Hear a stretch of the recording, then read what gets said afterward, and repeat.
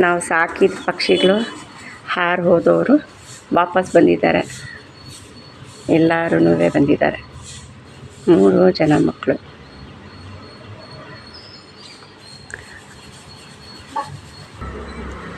ನಾಲ್ಕು ಇನ್ನೊಂದು ಮರಿ ಇನ್ನೆಲ್ಲೋ ಹೋಗಿದೆ. ಸೊ ಎಲ್ಲರೂ ಬಂದಿದ್ದಾರೆ. Reunion of their family. ಅಲ್ಲಿ ಕಂಬಿ ಮೇಲೊಂದು ಕೂತ್ಕೊಂಡಿದೆ, ಇಲ್ಲಿ ವಯರ್ ಮೇಲೊಂದು ಕೂತ್ಕೊಂಡಿದೆ, ಇಲ್ಲಿ ಕಾಂಪೌಂಡ್ ಮೇಲೆ 2 ಕೂತ್ಕೊಂಡಿದೆ.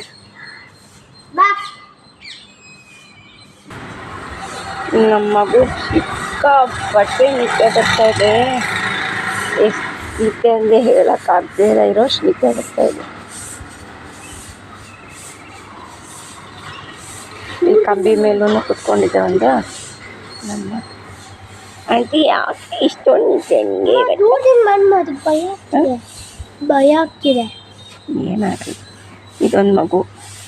ಇದು ನಾವು ಸಾಕಿದ್ರಲ್ಲಿ ಯಾವುದೋ ಒಂದು ಮಗು ಬಂದಿದೆ ನೋಡೋಕ್ಕೆ. ಇವತ್ತಿಗೆ ಇಷ್ಟು ತಿಂಗಳಾದಮೇಲೆ 1 ತಿಂಗಳಿಗೆ ಧೈರ್ಯ ಮಾಡ್ಕೊಂಡು ಬಂದಿದೆ.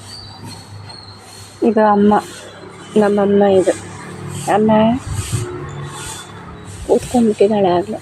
ಇನ್ನೊಂದು ಗಿಣಿನ ಕಾಗೆ ಹಟ್ಟಿಸ್ಕೊಂಡು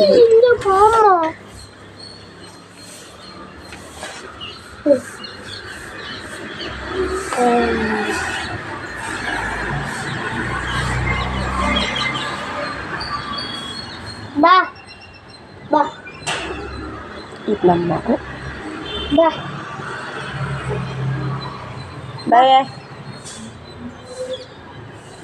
ಬಾ ಗಗ್ಗ. ನೀನು ಗಗ್ಗ ಶೋ.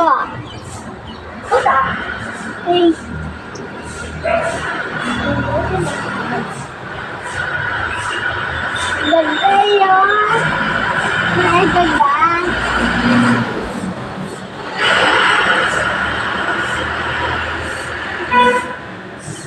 ಇಳಿಯೋದು ಹೆಂಗೆ ಅಂತ ಕಂಡಿಡ್ಕೊತಾ ಇದ್ದ. ಆಂಟಿಗೆ ನಿದ್ದೆ ದೊಡ್ಡದಾಗಿ ನಿದ್ದೆ ಹೊಡಿತಿದ್ದೆ. ಆಂಟಿ ಯಾರೇನಾದರೂ ಮಾಡ್ಕೊಳ್ಳಿ ಅಂತ.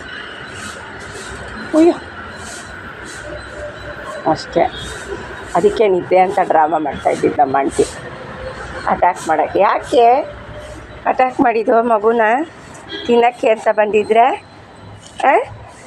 ಹಂಗೆ ಮಾಡ್ತಾರ? ಯಾಕೆ ಕೋಪ? ಕಣ್ಣೆಲ್ಲ ಯಾಕೆ ಹಂಗೆ ಮಾಡ್ಕೊಂಡಿರೋದು? ಜೋಳ ತಿಂದಿದ್ದು ಚೆನ್ನಾಗಿತ್ತಾ? ಮುಖಿ ಎಲ್ಲ ಮಾಡ್ಕೊಂಡ್ಬಿಟ್ಟಿದ್ಯಲ್ಲ. ಏನೋ ವಾಸನೆ ಬರ್ತಿದೆ. ಇಲ್ಲಿ ವಾಸನೆ ಬರ್ತಾಯಿದೆ ನಿನ್ನ ಹತ್ರ. ಹೋಗಿ ಸ್ನಾನ ಮಾಡ್ಬಾ, ನೀರು ಕೊಡ್ತೀನಿ. ಏನು ಟೆನ್ಷನ್ನು? ಏನು ಟೆನ್ಷನ್ ನಿನಗೆ? ಮುಖ ಎಲ್ಲ ಹಂಗೆ ಇಟ್ಕೊಂಡಿದೆಯಲ್ಲ, ಕಣ್ಣೆಲ್ಲ. ಕಾಗೆ ಮಕ್ಕಳನ್ನೆಲ್ಲ ಹಂಗೆ ಓಡಿಸ್ಬಿಟ್ರೆ ನಾವೇನು ಮಾಡೋದ? ಸಾಕಿಲ್ವಾ ಕಷ್ಟಪಟ್ಟು ಎಲ್ಲರನ್ನೂ?